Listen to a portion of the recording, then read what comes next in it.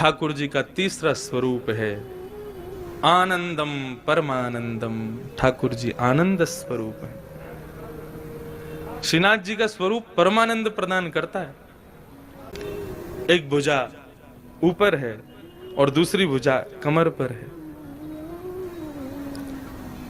किस भाव से? सावधानी से सुनिए कथा बिल्कुल। श्रीनाथ,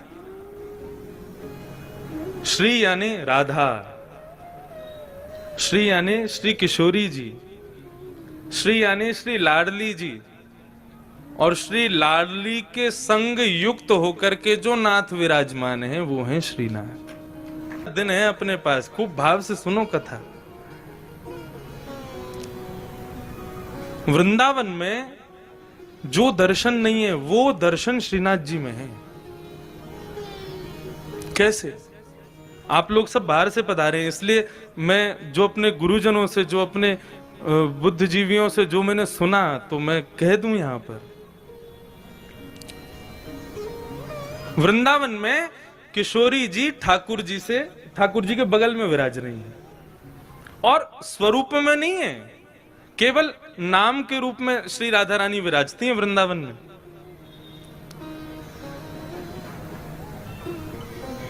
जब देखी वृषभानुजा हिय विच उठी है हुक, वंशी रह गई हाथ में फिर ना लागी फूंक। वृंदावन में श्री किशोरी जी अपना स्वरूप नहीं दिखाती। क्यों? क्योंकि एक बार ठाकुर जी मुरली का नाद कर रहे थे तो एक मयूर मोर नृत्य करता हुआ ठाकुर जी के सामने आया और ठाकुर जी को इशारा करने लगा, चलो हम आपको किसी से मिलवाने ले चलें। भगवान बोले किससे मिलवाने ले चलो? चलो तो सही। लेके गया तो एक कुंड में एक गोपी सरोवर कुंड का जल भर रही थी। तो मयूर इशारा करता है, इनको देखो, इनसे मिलवाने लाए हैं। भगवान बोले कौन है? मयूर बोला खुद ही देखो।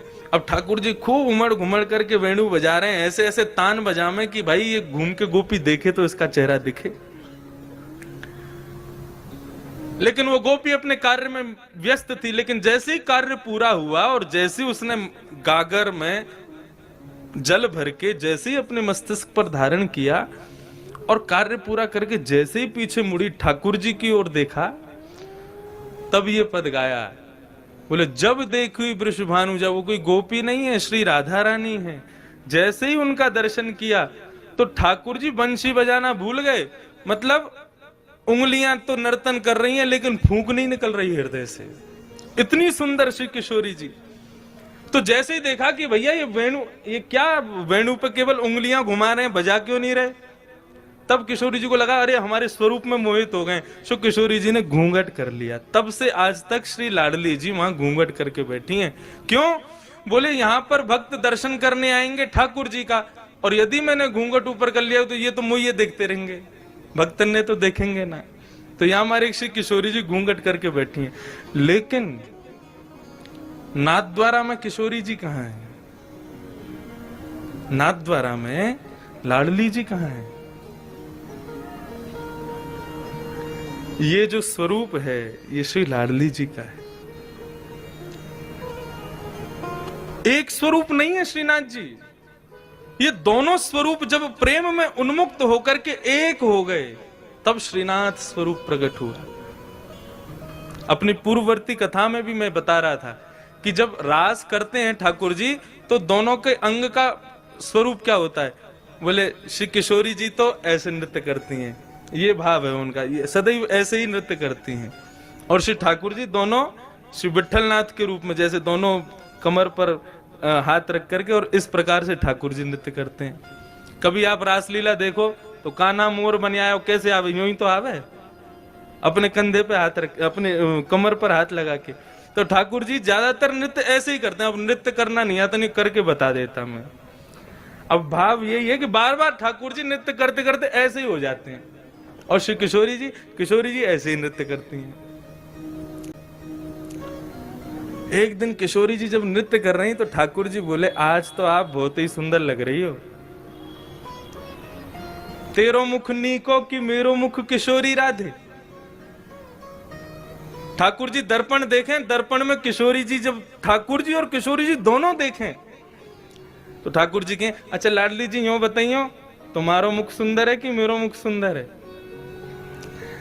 किशोरी जी कहें, जा प्रकार से अमावस्या में पूर्णिमा को चंद्रमा खिल जाए तो पूर्णिमा के चंद्रमा को देखवे के काजे सबन की दृष्टि व काली अंधियारी को भी देखे, वैसे ही आप हो। बोले आप तो ऐसे कार्य हो, आपको कोई देखो तो चाहे ना है, लेकिन हम जब गौरांगी अपनो पूर्ण रूप लेकर के आपके बगल में विराज जाए ना, तब लोग आपको देख ले हमारे मारे। ऐसा ठाकुर जी के संग विनोद करें श्री किशोरी जी। तो उस दिन ठाकुर जी बोले, आज तो आप बहुत ही सुंदर लग रही हो। राधा रानी बोली, हम तो सुंदर हैं ही हैं, बता का रहे। ठाकुर जी बोले, लेकिन हमारी इच्छा है रे कि आप हमारे सन्निकट आ जाओ, आप हमारे नजदीक आ जाओ। किशोर जी बोली, देखो ये सब सखियां नाच रही हैं, सब नृत्य कर रही हैं, सब रास कर रही हैं, अब हम इन सबन के सामने आपके समीप आमे ना तो हमको न कष्ट होवे। तो किशोरी जी तो आमे नहीं, ठाकुर जी बार बार ऐसे नाचते नाचते उनके बगल में पहुंच जाएं कि हमारे पास आमे। लेकिन ललिता, विशाखा और श्री यमुना, इन तीनों के हृदय में यह भाव आया कि ठाकुर जी की बड़ी इच्छा है रही है श्री किशोरी जी के आलिंगन की, हृदय से लगावे की, लेकिन हम लोग उनके संकोच के मारे कर नहीं रहे। सो तीनों नृत्य करते करते वहां से अंतर ध्यान हो गए ताकि हमारा संकोच दूर हो जाए, हमसे जो संकोच है वो दूर हो जाए। जैसे ही तीनों वहां से प्रस्थान किए, ठाकुर जी ने और श्री लाडली जी ने देखी अब कोई ना है, अब तो समीप आ जाओ हमारे, आपको स्वरूप इतना बढ़िया मनमोहक लग रहा है। सो किशोरी जी तो ऐसे नृत्य करते करते और ठाकुर जी ऐसे नृत्य करते करते जैसे ही आकर के आलिंगन कियो है, सो आधो स्वरूप तो श्री किशोरी जी को और आधो श्री ठाकुर जी को श्रीनाथ रूप में प्रकट हो गए। बोलो श्रीनाथ प्यारे की जय। आप कभी गर्मी में यहां आना, मैंने तो अनुभव किया है, ठाकुर जी की जो उठी हुई भुजा है वो श्री राधा रानी है, और उस भुजा को जब आप देखेंगे तो उस भुजा में आपको गौर वर्ण का दर्शन होगा।